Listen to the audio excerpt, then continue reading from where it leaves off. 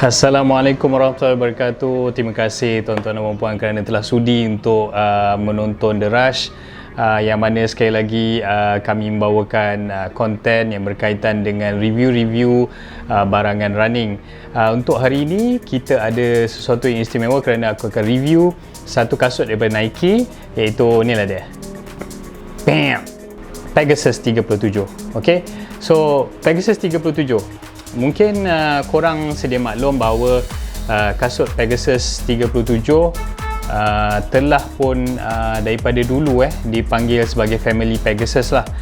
Telah lama berada dalam keluarga running shoe Nike. Kalau korang perasan dekat kasut dia ada tarikh establish, kalau perasan dekat depan ni, okay, 1972 kalau korang perasan dia tulis. Okay, untuk geng-geng yang mana suka dan masih setia dengan Pegasus. So tahun ni Nike membawakan Pegasus 37 yang merupakan upgrade kepada model Pegasus. So kasut ni telah dikeluarkan pada bulan April tahun 2020, dan kita akan lihat macam mana supaya korang dapat memberikan sedikit gambaran tentang apakah pro dan kontra untuk kasut ni. Jom kita tengok. Jom. So okay guys, jom kita tengok kasut ni dengan lebih dekat. Inilah dia Pegasus 37 ataupun Nike Pegasus 37 yang korang boleh dapatkan di kedai-kedai Nike ataupun di nike.com dengan harga RM495. Jadi kasut ini merupakan kasut untuk road racing dan juga korang boleh pakai di atas treadmill, dan kategorinya adalah untuk orang yang mempunyai kaki neutral lah, ataupun arch yang neutral. Okay, so untuk saiz aku US 9, berat dia adalah lebih kurang 285 gram. So pada aku 285 is consider as okay lah. Dia tidak terlalu ringan dan juga tidak terlalu berat. So kalau lebih daripada 300 gram, aku consider kasut tu sebagai berat, dan korang akan mula terasa kalau korang cuba berlari untuk range half marathon, yang mana kaki korang akan merasa letih cepatlah. Jadi sebab tu pada aku 285 gram is consider as tidak begitu berat, dan kasut ni mempunyai toe box yang agak wide. Okay, biasanya kalau korang tahu Nike ni toe box dia tirus, tapi untuk kasut ni dia dah mula ada sedikit penambahbaikan di toe box dia, yang mana aku rasa toe box dia tidaklah terlalu tirus macam keluaran kasut-kasut Nike sebelum ni. Dan untuk pronation, dia adalah untuk orang yang punyai neutral pronation, dan ia merupakan kasut, senang cerita, korang punya everyday training punya shoe lah. Untuk kasut ni upper dia diperbuat daripada mesh lah, mesh. Okay, mesh upper. Jadi mesh dia tidaklah begitu tebal, yang mana sangat breathable. Apabila aku berlari dengan dia, aku tak terasa macam benda ni panas sangat lah. Sebab kalau korang tengok mesh dia single mesh, sampailah dia punya tang dia pun juga agak nipis. So tang dia sangat nipis, dan kalau korang ada Nike Vaporfly Next%, inilah bentuk lidah yang sama sebiji macam Vaporfly Next% yang telah didesain kepada kasut Pegasus 37. Okay, kalau korang tengok dekat belakang ni, padding dia sangat tebal untuk memberikan korang punya heel lockdown ataupun keselesaan lah. Dan aku suka dengan flare ataupun dipanggil heel flare ni, yang mana ia memudahkan korang untuk menyarung kasut, dan juga tidak berlaku apa-apa gesel pada korang punya Achilles tendon untuk larian jarak jauh, yang memberikan lockdown yang bagus. Dan kalau korang tengok kat sini juga ada extra lubang untuk korang membuat runners knot. Okay, so bezanya pada tahun ini untuk Pegasus 37, dia tidak lagi menggunakan flywire untuk korang letak dia punya laluan kepada lace. Okay, untuk lace shoe lace Pegasus 37 dia gantikan dengan band. Itulah antara penambahbaikan yang terbaru antara beza 36 dengan Pegasus 37. Jadi aku rasa tak ada bezanya sangat, tapi aku suka yang ni lagi lah, better daripada apa nama tu, Flywire. So kita dah tengok dia punya upper, so sekarang kita tengok dia punya midsole. Okay, midsole Pegasus, seperti yang korang tahu, daripada tahun ke tahun Pegasus memang merupakan setup yang sama, iaitu meletakkan zoom air di dalam tapak, di dalam midsole-nya. Akan tetapi pada tahun ini zoom air hanya diletakkan pada bahagian depan saja. Okay, dan tahun ini tiada zoom air bag dekat belakang, so zoom air hanya ada dekat depan saja. Okay, so belakang ini diperbuat daripada foam, React foam. Kalau korang perasan, React foam merupakan foam yang Nike dah gunakan bagi menggantikan Cushlon. Aku antara React dengan Cushlon, aku lagi suka React sebab dia more responsif dan sangat lembut. Kalau korang boleh perasan kat sini, foam dia sangat lembut yang memberikan responsiveness dan juga penyerap hentakan yang baik. Okay, kalau korang tengok dekat sini dia ada tulis Nike engineered to the exact specification of world class runners, katanya.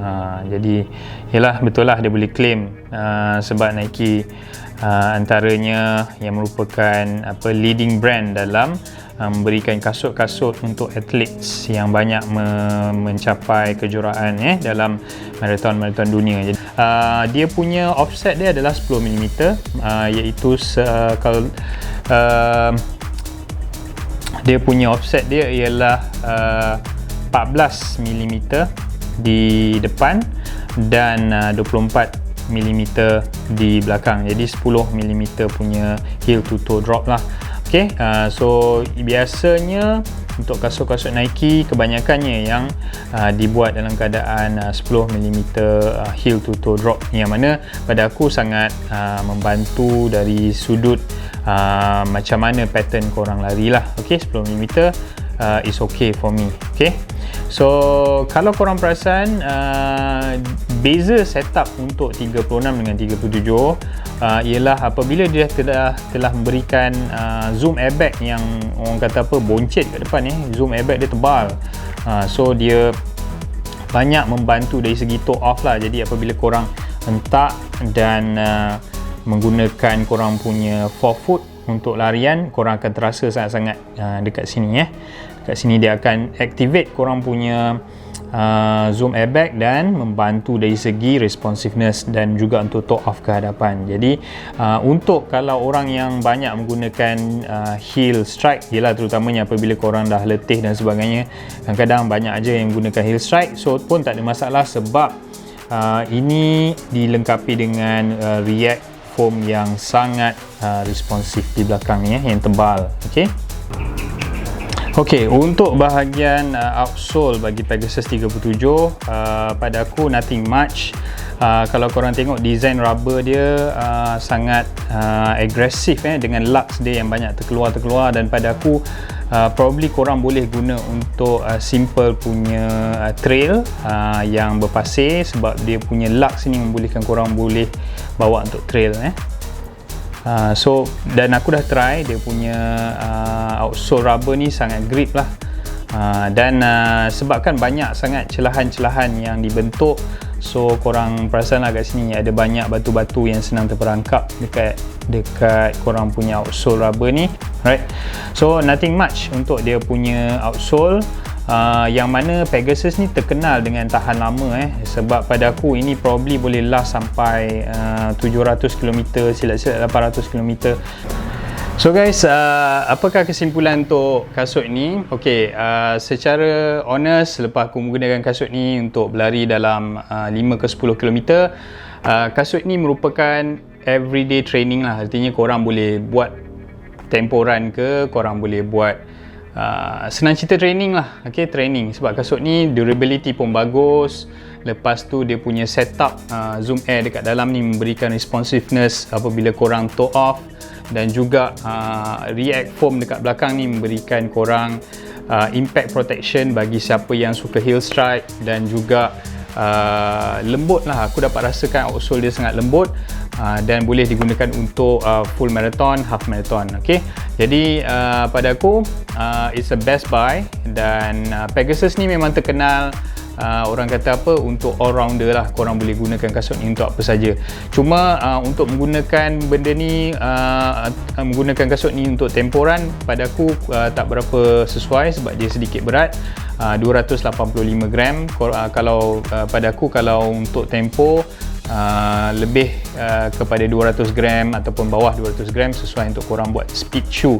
Tapi ini adalah training shoe. Okay, jadi pada aku for RM495 korang dapat satu kasut yang all-rounder yang korang boleh guna, dan pada aku is a value for money lah. Kasut ni kalau nak dibandingkan dengan syarikat-syarikat kasut yang lain, probably the feel, aku tak kata exact specification, tapi dia punya feeling dia seperti Brooks Ghost. Kalau korang pernah pakai Brooks Ghost, ada feeling seperti Pegasus 37.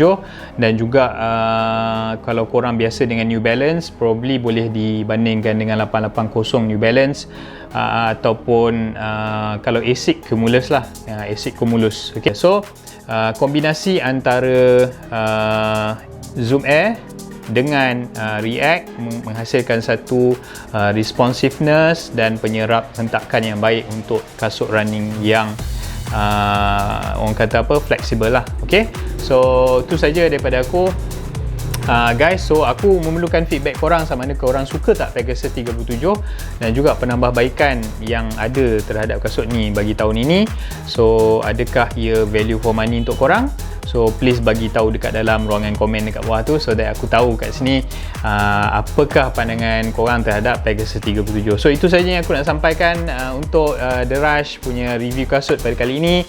So jangan lupa guys, aku minta tolong sama-sama untuk kita like, subscribe dan please tekan butang loceng tu. Okay, so that's all from me. Kita jumpa lagi insyaAllah. Bye bye.